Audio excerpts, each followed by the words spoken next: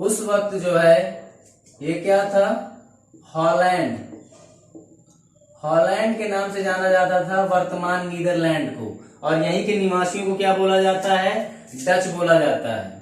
Okay, Dutch बोला जाता है। तो 1602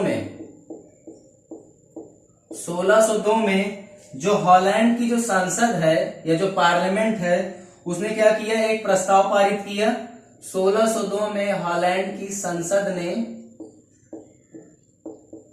प्रस्ताव पारित किया।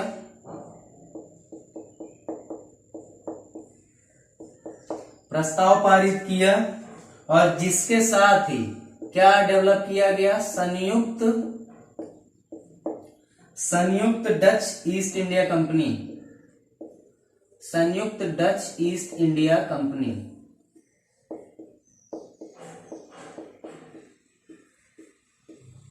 संयुक्त डच ईस्ट इंडिया कंपनी को जो है स्थापना की गई और डच संसद द्वारा 21 वर्ष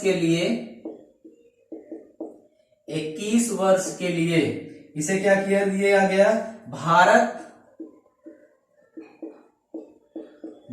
व पूर्व के देशों से व्यापार करने की इजाजत दी गई। भारत व पूर्व के देशों से व्यापार करने की इजाजत दी गई। और इसमें वो क्या क्या चीजें कर सकते थे, अगर युद्धों की परिस्थिति हो जाए तो वो आक्रमण भी कर सकते थे, साम्राज्य जिस जगह पे भी पूर्व में चाहे वहां पे स्थापित कर सकते थे। ओके, तो ये याद रखिएगा कि ये प्रस्ताव पारित किया गया था 1602 में, कहां पे, तो सबसे पहले जो है यहां पर आई थी वेरिग्दे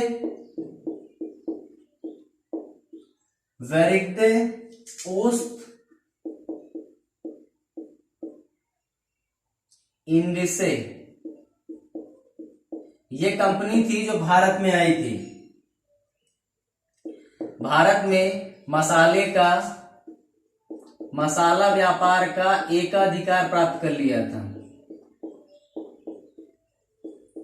मसाला व्यापार में क्या प्राप्त कर लिया, एकाधिकार, मोनोपोली प्राप्त कर ली, इसका कोई कंपटीशन नहीं था इस पर।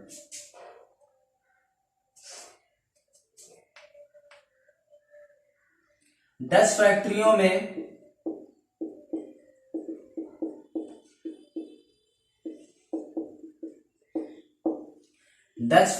में सिर्फ एक अकेली फैक्ट्री थी जो कि फोर्टिफाइड थी, जो कहां पे थी, पुलिकट में। पुलिकट कहां पर है, आंध्र प्रदेश और तमिलनाडु का जहां पे सीमा मिलती है उसी पे पुलिकट जगह है। वहीं पर एक दुर्ग था जिसका नाम था गेल्ड्रिया दुर्ग।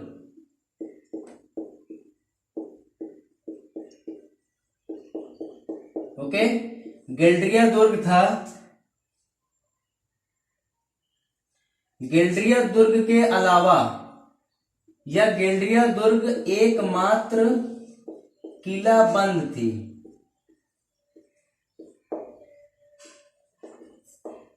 बाकी नहीं थी।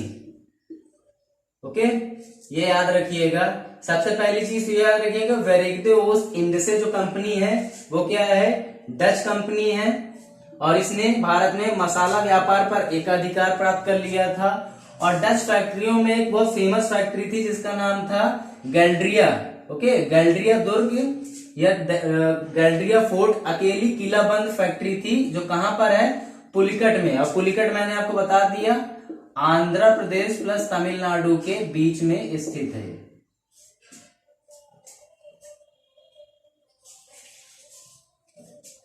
और 1605 में मसूलीपट्टनम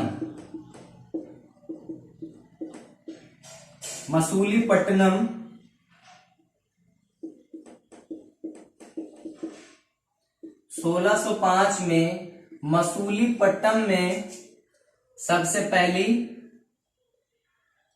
सबसे पहला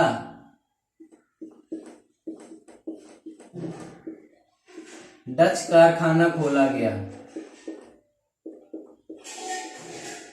डच कारखाना खोला गया। ओके, 1605 में, ये क्रम याद रखिएगा, 1605 में मसूलीपट्टनम में सबसे पहला डच कारखाना खोला गया। डचों द्वारा जो स्पेशली भारत से जो निर्यात किया जाता था, निर्यात की जाने वाले वस्तु क्या थी, उनका नाम पूछता है एग्जाम में। निर्यात की जाने वाली वस्तुएं, ओके, वस्तुएं थी, तो वस्तुओं का नाम लिख लीजिए। नील, शोरा प्लस सूती वस्त्र।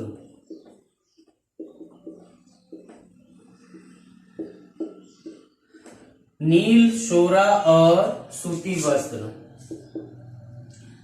निर्यात की जाने वाली ये वस्तुएं थी। किनके द्वारा?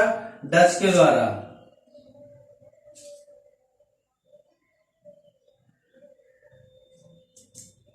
बंगाल में प्रथम जो फैक्ट्री थी,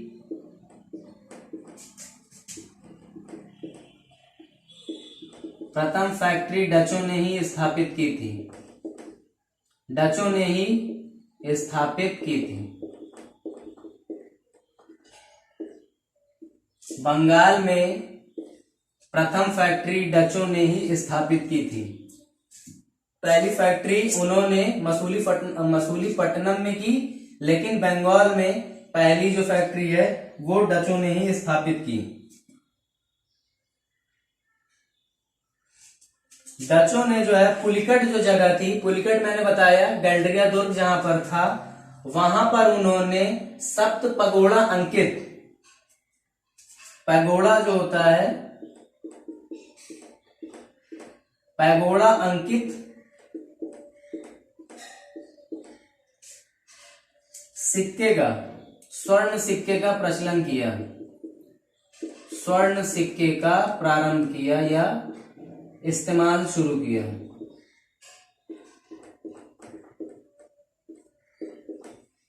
कौन से सिक्के का? पैगोड़ा के। पैगोड़ा जो होता है बेसिकली एक धार्मिक चिन्ह है, और इनका स्वर्ण सिक्कों में अंकित करके इस्तेमाल करना किसने शुरू किया? डच लोगों ने शुरू किया।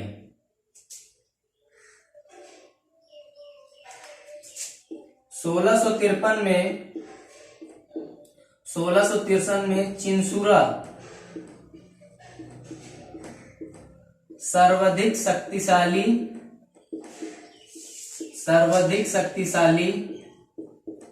डच केंद्र बन के उभरा। सर्वशक्तिशाली डच केंद्र बनकर उभरा 1653 में।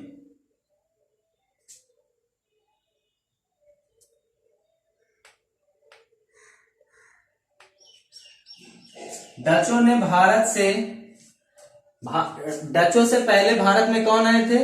पुर्तगाली आए थे। ओके, डचों से पहले भारत में पुर्तगाली आए थे, लेकिन पुर्तगालियों को कमजोर करके और बहुत ही भारत के छोटे क्षेत्रफल में उन्हें समेट के रखने वाले कौन थे? डच थे। डच ने पुर्तगालियों का क्षेत्राधिकार छोटा कर दिया, या ये कह सकते हो पुर्तगालियों की शक्तियों को कमजोर करने वाला कौन था? वो थे डच। और डचों को कमजोर किसने किया?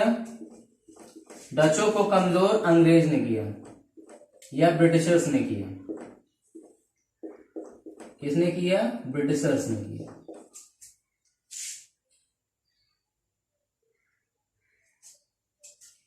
और फाइनली एक युद्ध लड़ा गया जिसे वेदरा का युद्ध बोलते हैं। कौन सा युद्ध? वेदरा का युद्ध बोलते हैं।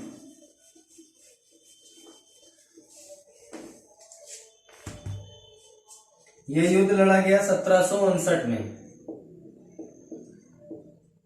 प्लासी का युद्ध हो चुका था, ओके, प्लासी के युद्ध के बाद एक युद्ध लड़ा गया, बेदरा का युद्ध।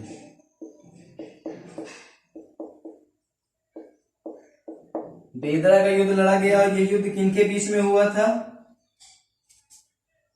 Dutch versus Britishers. ब्रिटिश हुआ और इसमें जो है डचों को अंग्रेजी नौसेना ने जो है जबरदस्त तरीके से हराया और जो व्यापारिक शक्ति थी डचों की उसको कमजोर कर दिया। व्यापारिक शक्ति को कमजोर कर दिया। व्यापारिक शक्तियों को कमजोर कर दिया।